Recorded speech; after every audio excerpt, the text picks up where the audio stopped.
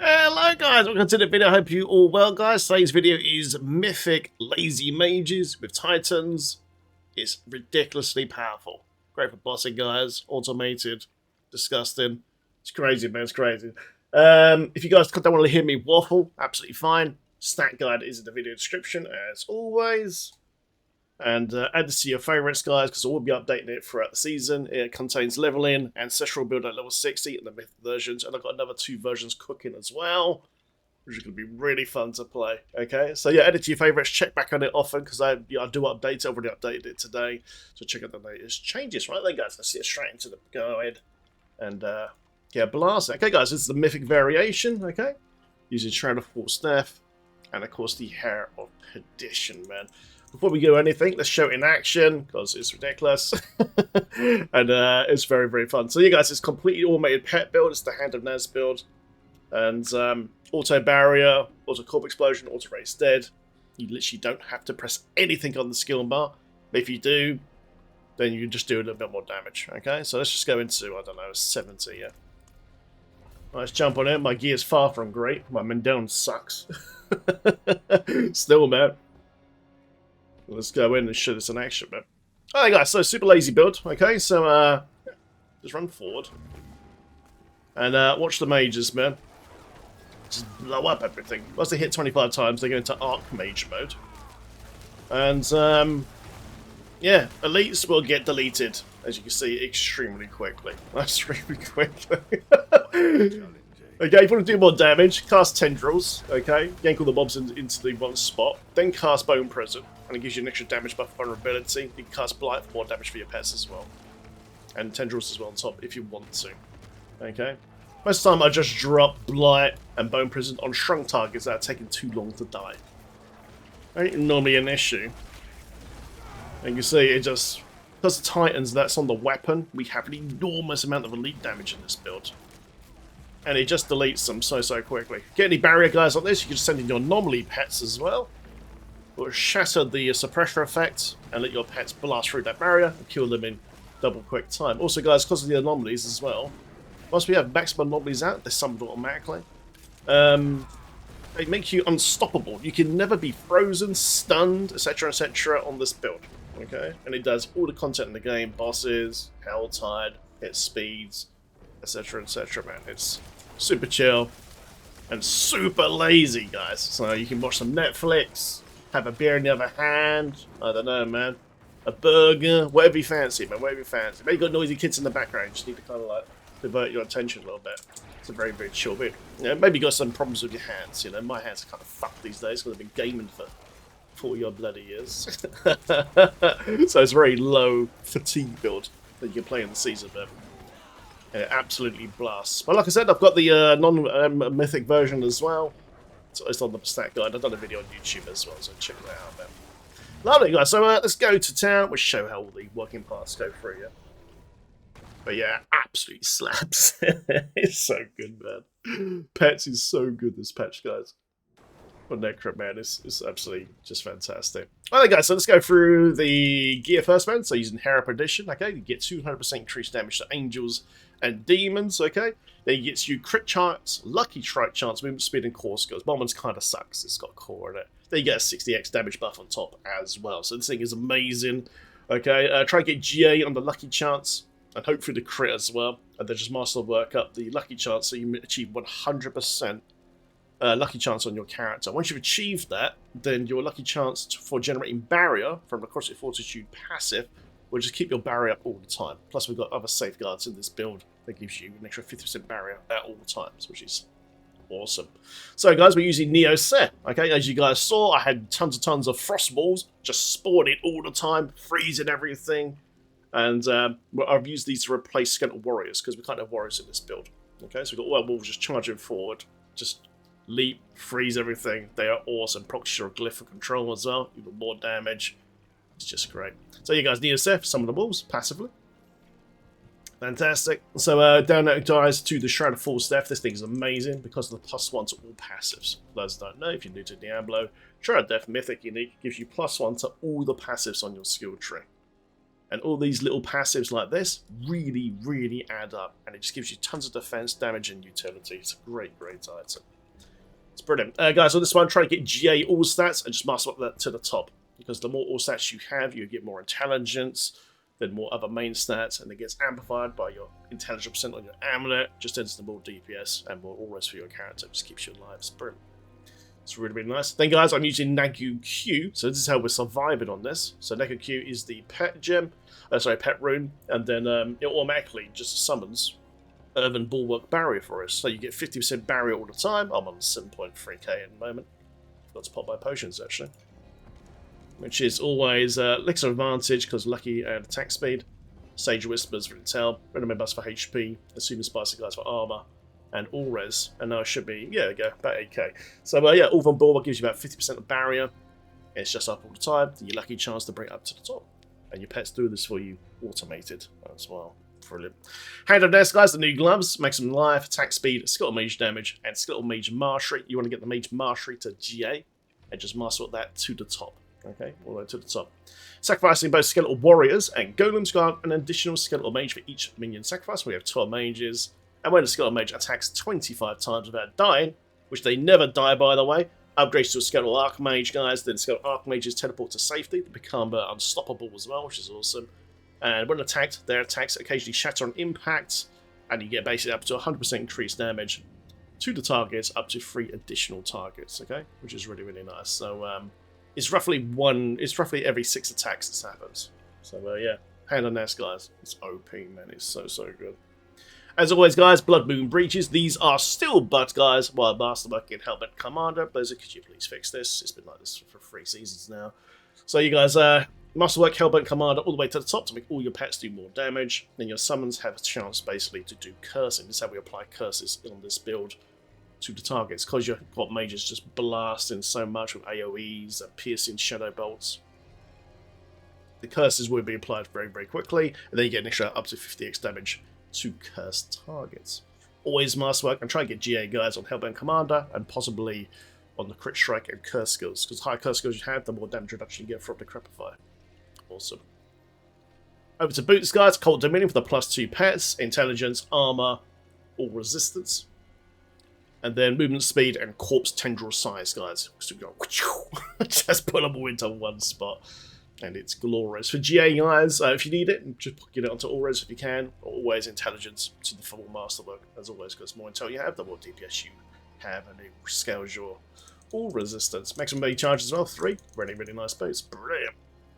Then, guys, to the weapon. Use a 2-hand scythe, because it's got some damage on it. Intelligence, maximum life, crit strike damage, and then temper and skeletal mage damage, and Titan's Fall. Titan's Fall gives you an absolutely insane amount of elite damage. Okay, right now I've got 70%. Bossing guys and all that sort of stuff, elites, etc., etc. They'll fall over in record time. It's really, really nice. Then, guys, we're using Surface of Sacrifice for the extra 200% skeletal mage damage as well. Pop a couple of green gems in your weapon for crit strike damage. Awesome. Yeah, guys, just Masterwork Titans all the way to the top. Now just watch the bosses just get absolutely slapped. It's great. And guys, we're using Reanimation for the pet damage buff. Always get intel percent on this. Like I said earlier, it's really, really important because it just gives you absolutely tons of all res from your intelligence and more DPS. And it just amplifies all the intel buffs on your character, man. From potions, incense, and gear rolls. Right now, I've got maximum life there. I don't really need that there. Carousel Blood or Gloom would be absolutely fantastic. And then Hellbent Commander, guys, preferably the GA, and Masterwork this to the top. Skill mage damage, and my build doesn't use any ultimates. So I'm using Corpse Tendril range again, so I've got 100% Tendril range on my character right now, and it's disgusting. It's so, so good. Just go, everything gets pulled into one spot, and the mage just go boom, Mendon goes off, everything gets exploded. So glorious, man. It's brilliant. Okay, guys, so a new seasonal gem I've got in here is the after you kill an enemy, your summons are empowered. That's why they go massive. Even makes the walls go huge as well. And that gives them an extra 50x damage buff for 4 seconds. The damage, it just goes off all the time, and it's so much fun to see Giga Chad. Mages, man, just slam it. It's great. The Lazy Ring, guys. Ring of Sacrificial Soul. I love this thing. This thing automatically raises your skeletons for you, does a corp explosion, and of course tendrils as well. And does all your damage buffs from corpses as well, Flesh Eater, everything, man. It's such a great quality love. Makes build so lazy, man. For GA, trying to get GA lucky chance, I must look that to the top, okay? Because the more lucky chance you have, the more chance of generating more barrier. Brilliant. Now guys, next gem we're using in this one is the core stat one. So it gains 6% primary core stat and 6% maximum life. This helps out massively. It does summon a couple of monsters to attack you sometimes. They're actually very useful in pits and things like that because it gives you more progression. They're not hard to kill, it's not an issue. But beware if you're on hardcore because of the speed. They do summon too, okay? In a PvE, in a combat zone. Brilliant. So, yeah, done that one there, guys. So, next one is, of course, Ring of Bend Down. Okay, so on every 6 attack from your minions, you get a physical explosion damage, okay? Now, the most important stat on this ring, as always, is the physical damage bonus. You want this to be capped. You can probably notice mine is currently 6.3 of 9.2, which is really low. If I had a capped one, guys, Jesus, it would go absolutely nuts. Then after that, guys, you want to get GA on the Skeletal Warrior Mastery, okay? And you always want to master that stat to the top, okay? Lovely. Okay, guys, so on this one, this gem is slightly different to the other version, because in the old version, we needed more lucky chance, which that particular gem provided in CC control. This one, guys, physical damage you deal shatters enemy spirits, causing them to take 40x more physical damage for 6 seconds. Okay, so the physical damage is coming from the Ring of Down explosions. Okay, so it's just going off all the time from all these mages, and it just gives you another 40x damage on top. So Medela is just giving an extra 40x, guys. And when you're fighting bosses, you just see them just get absolutely wiped out. It's so much fun. This effect applies when first damaging a boss or elites, or when they're affected by crowd control. Obviously, we've got tons of crowd control in this build, because of the auto-cursing from pets. The Ice Wolves just charging forward, and you just see everything get absolutely blasted. It's so much fun. It's really, really good. Okay, guys, that's gear. Let's go over to Horrific Spellcraft. I'm using Thunderous Particles, because it knocks out the suppressor effect when you use the activation, which is really, really nice. Then, guys, I'm using Bloody Charm for the Execute, if you need to use it, which is cool. Use your attack speed buff as well if you activate it. Pressurized Stream, guys. Just for the control here, your particle your anomalies deal their damage instantly. Has a chance to stun as well, which is just great for bossing, man. Get this extra stun, man. And instant damage. Also, these anomalies scale with your pet damage as well, which is really, really good. Then, guys, Frigid Heart, as always, for the specialized freeze. And anomalies have a 30% chance to preserve themselves instead of imploding and freeze random enemies. So sometimes when you send them in, you won't kill all of them. Sometimes you save a few, and you get back to top end, which is really, really nice. And the actual anomaly itself, guys, okay? So every 5 seconds you get an anomaly up, you get up to 5, and emit particles that deal blah blah damage over 4 seconds. I was doing it instantly because of the choice we had here on pressurized, so just do it instantly. Then active, command your anomalies to converge and implode, dealing X damage per detonation. But this is the best thing about this. When you're at 5 anomalies, you are unstoppable, okay? So, you can never be stunned, frozen, CC, guys, etc., etc. You just have complete freedom of movement. I really love this thing. It's really, really fun, man. Lovely. Right, guys, go to the next thing. So, Book of the Dead, guys. So, we're sacrificing our warriors to activate the Hand of Naz. And you want to use Reapers for the 20% increased shadow damage. Okay? Skeletal Mages, guys, as always, on the first one here to give you 3% increased damage per mage, which is nice. There is a bug at the moment where it's not applying to all the mages. Blizzard, please fix it. It's maybe some DPS. And then, guys, sacrifice the Iron Golem for the 35 CHD. If you're on hardcore, maybe do it on maximum life instead, guys, on the Black Golem. Brilliant. Alright, what's next, guys? So, Mercs. Right here, guys, early on, as always, for Ground Stomp. The all resistance buff if you need it. The damage reduction shield really saves you, which is really cool. And, of course, the 25x damage buff that Rahir can do. And also, guys, good old Varian with our Whirlwind on any attacking combat. Her Whirlwind procs CDR really well on the decrypted targets from that your pets are enabling, man. It's really nice. Brilliant. One thing, guys, so let's go over to skill tree. Let's do a quick summary. 2 points here, guys. Huge Flesh, as always, gives you lucky chance to generate corpses. And then over to Blight, guys, for the 20x damage for your pets, if you need it. Blood Mist, guys, for your oh shit buttons, so you're indestructible. And when you press this, guys, when it ends, you get Crit Strike and Crit Strike damage for 5 seconds at the end. This is extremely important to the build, guys. Necrotic Fortitude. Lucky hit chance to generate Barrier. Okay, for 7% of your maximum life for 6 seconds. This is why you want to get as much lucky chance in the build as possible. So you're proccing this all the time and just topping up your barrier from the rune from 50% to 100%. Okay, Eventually, you can actually just take the barrier thing out for pushing, man, once you've got, like, GG gear. That'd be another video. This is the lazy version. Brilliant. Titanfall, guys. Elite damage. Amazing. Spiked armor. If you need more armor, pop points in here. Just bring it up to 1,000%. You need 1,000 armor, guys, to have caps, by the way. Don't need warriors, because we're not using them. Bone Prison, guys, fantastic. So come over here. Makes my targets vulnerable and take 15x increased damage. Just cast it on bosses and elites if they're not dying. And they use General Bone Prison for cooldowns for each monster you have. Corp Explosion, guys. So this triggers all the Fuel by Death and the Flesh Eater passive on the Paragon Tree, which we'll go over in just a minute. And we get this here, guys, Grim Harvest for free because of the Sack Ring for more power gem. Excellent. I'm actually using Iron Maiden. Don't have to use this, but it's just a quality of life thing. Iron Maiden, guys, basically heals you. So somehow if they get through your shield, you can be healed for 7% of your maximum life, guys, while you're killing targets. Damage reduction from Death's Embrace as always. Max up Prison Decay, guys, for your extra lucky chance. If you cap your lucky chance, you can take some points out per elsewhere if you want to. Amplify damage to cursed targets, and of course, guys, Decrepify as well. Lucky chance to knock out their damage reduction, slows, stun, and more importantly, cooldowns. Okay, and so this is done for you automatically from the pets from Blood Moon Breaches. Excellent. Curse of Blood, guys, another 24x increased damage while you are healthy. Tendrils, guys, that pulls the mobs in. Got 100% range on this.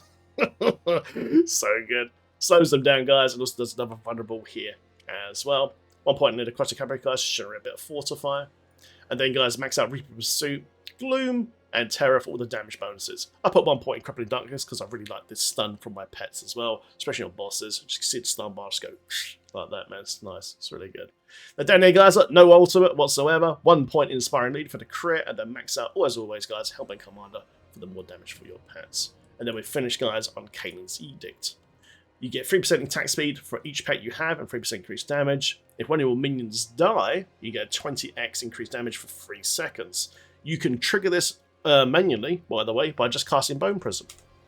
Now, your mages will never die, okay?